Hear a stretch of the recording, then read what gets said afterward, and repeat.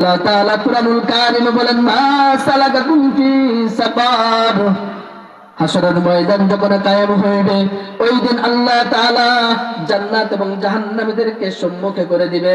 জান্নাত থেকে জাহান্নামীদেরকে দেখবে আর জাহান্নামীরা জান্নাত থেকে দেখবে আর জান্নাতীরা জাহান্নামীদেরকে প্রশ্ন করবে মা সালাকাকুম ফি সাকার, হে জাহান্নামীরা আজকে তোমরা কোন কারণে কি কারণে তোমরা জাহান্নামে আসছো?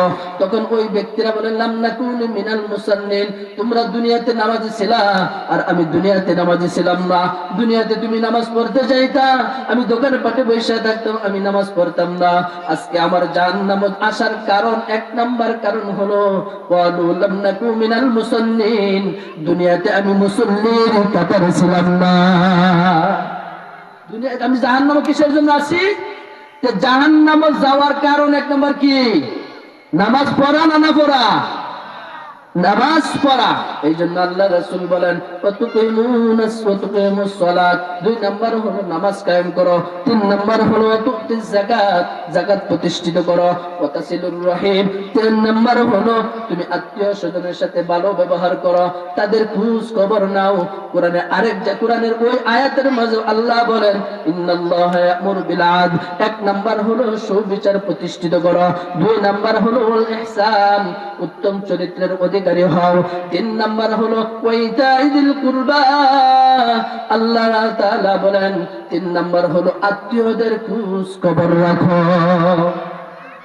আত্মীয়দের খোঁজ খবর রাখো। এই তিনটা আদেশ করেন আল্লাহ তাআলা বলেন এই তিনটা আদেশ যদি তোমরা মানতে পারো আমি আল্লাহ তোমার প্রতি রাজি হয়ে যাইব।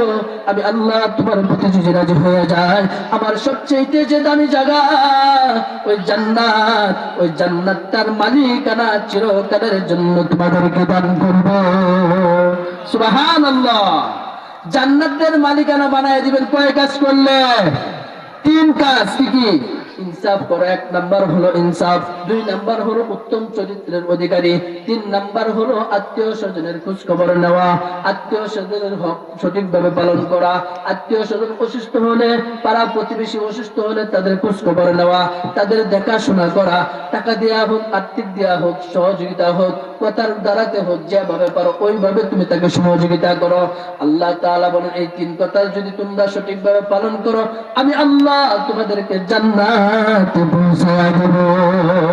সুবহান।